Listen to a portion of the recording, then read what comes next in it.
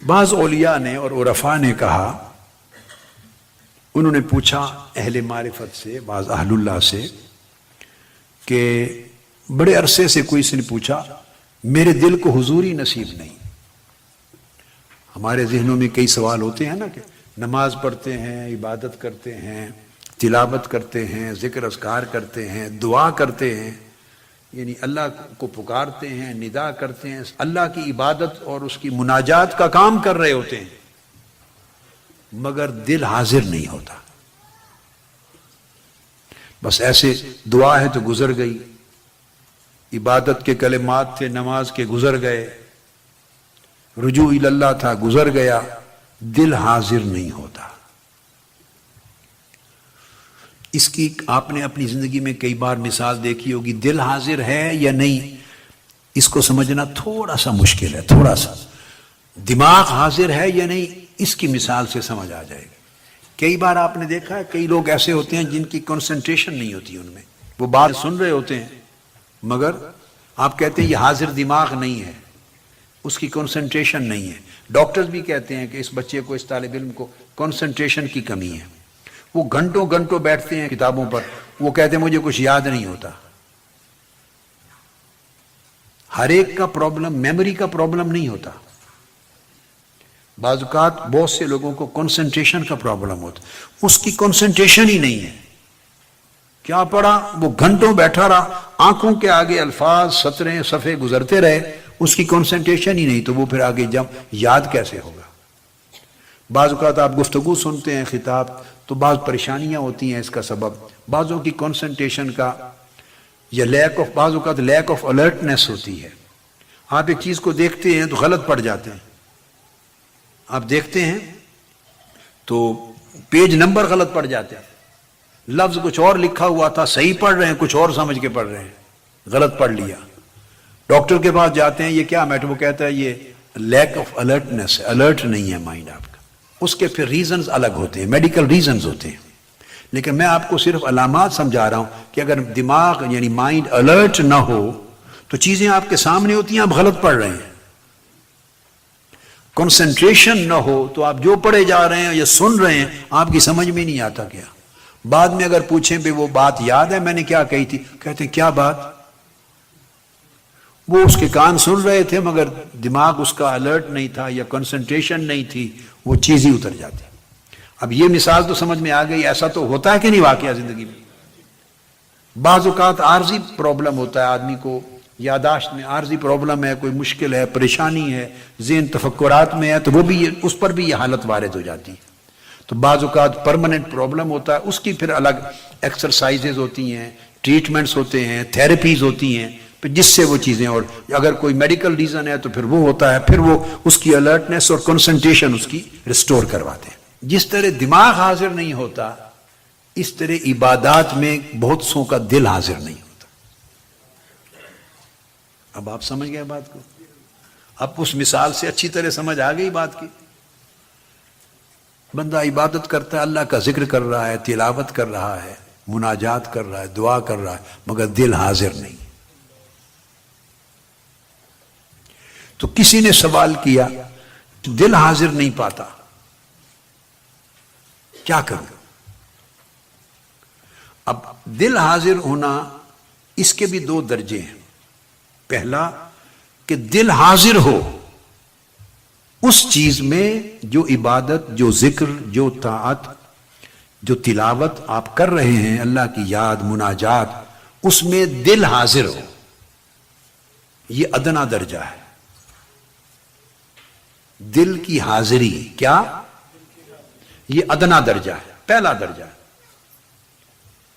تو ہر شخص جو حاضر دماغ ہوتا ہے اسی طرح حاضر قلب، ہر شخص جس کا دل حاضر ہو، ضروری نہیں کہ وہ صاحب حضور قلب بھی ہے۔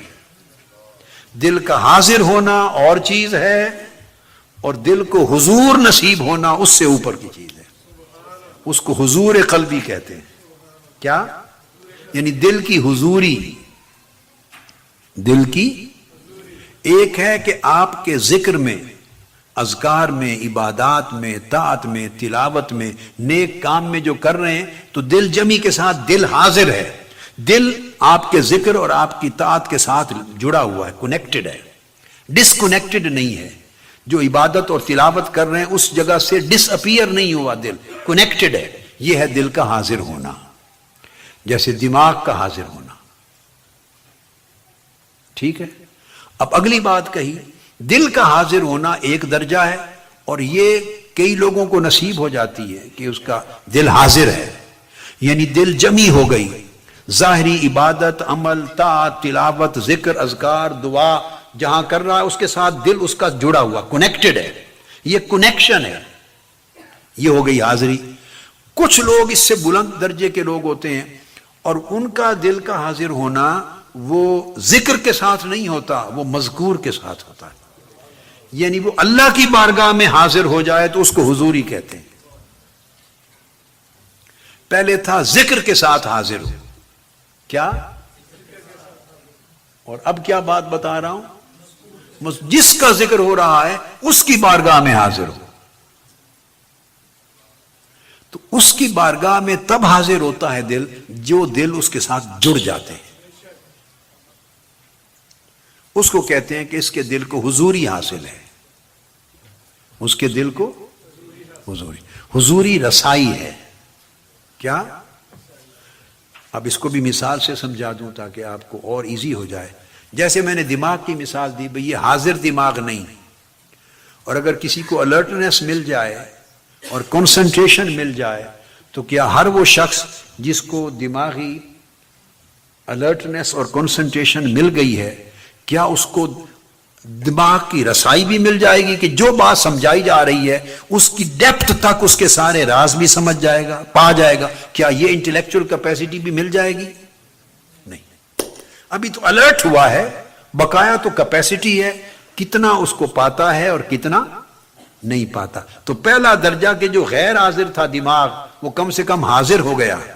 اب حاضر ہو جانے کے بعد کتنا سمجھتا ہے، کتنی رسائی پاتا ہے اور کتنی نہیں پاتا، یہ پھر اس کا اپنا، اب سمجھ گیا، نصیب ہے۔ اسی طرح دل کا حال ہے، جو غیر حاضر تھا وہ حاضر ہو گیا، وہ حاضر ہو گیا، اور اب اس سے آگے حاضر ہونے کا مطلب یہ نہیں کہ رسائی بھی پا گیا، جس کا ذکر ہو رہا تھا، جو مذکور تھا، جس بارگاہ میں کی یاد ہو رہی تھی کہ اس بارگاہ میں بھی پہنچ گیا۔ تو اس مجلس میں حاضر ہونے کا مطلب نہیں کہ وہاں بھی پہنچ گیا، وہ رسائی ہے، اس کو حضوری کہتے ہیں۔ تو اب کسی نے کہا کہ وہ بات بیان کی کہ میرا دل حضوری نہیں پاتا، حاضری کی بات نہیں کی، کیا؟ حاضری کی بات، حضوری نہیں پاتا، اس بارگاہ میں نہیں جاتا میرا دل، وہاں اس بارگاہ میں دل کو غائب پاتا ہوں۔ پوچھا کہ کب میرا دل وہاں پہنچے گا کہ میں دل کو پاؤں اللہ کی بارگاہ میں، کب ایسا ہوگا؟ فرمایا اذا نازل فیہ الحق، جب تمہارے دل میں حق، تمہارے دل میں اللہ ٹھکانہ کر لے گا، جب تمہارے دل میں اللہ آئے گا، اللہ اترے گا، تب تم اس کی بارگاہ میں دل کی حضوری پاؤ گے۔ تو انہوں نے پوچھا کہ اللہ کب اترے گا میرے دل میں؟ اللہ کا نزول، کیا میرے دل میں اللہ کا نزول کب ہوگا؟ اللہ کب میرے دل میں آئے گا؟ تو جواب دی اذا ارتحل عنہ ما دون الحق، فرمایا جب اس کے غیروں کو دل سے نکال دو گے، جب غیر چلے جائیں گے تو وہ آ جائے گا، وہ غیروں کے ہوتے ہوئے اس دل میں نہیں آتا۔ یہ بات سمجھ میں آئی؟ اور غیر کون ہے؟ ہر وہ چیز جو اللہ کو پسند نہیں ہے، تو دل میں اس کی محبت اور شہوت اور رغبت بھی پڑی ہوئی ہو اور چاہیں کہ اس میں اللہ بھی آ جائے، تو اللہ کی غیرت اسے گوارا نہیں کرتی۔ وہ کہتا ہے بھئی تم نے ان کو دل میں سجایا ہوا ہے تو اسی سے دل لگا لو۔ فرمایا اذا ارتحل عنہ ما دون الحق، جب اس کے غیر نکل جائیں گے تب وہ آ جائے گا۔ خلاصہ اس کلام کا، ہر تمنا دل سے رخصت ہو گئی۔ واہ واہ واہ، ہر تمنا دل سے رخصت ہو گئی، اب تو آ جا، اب تو خلوت ہو گئی.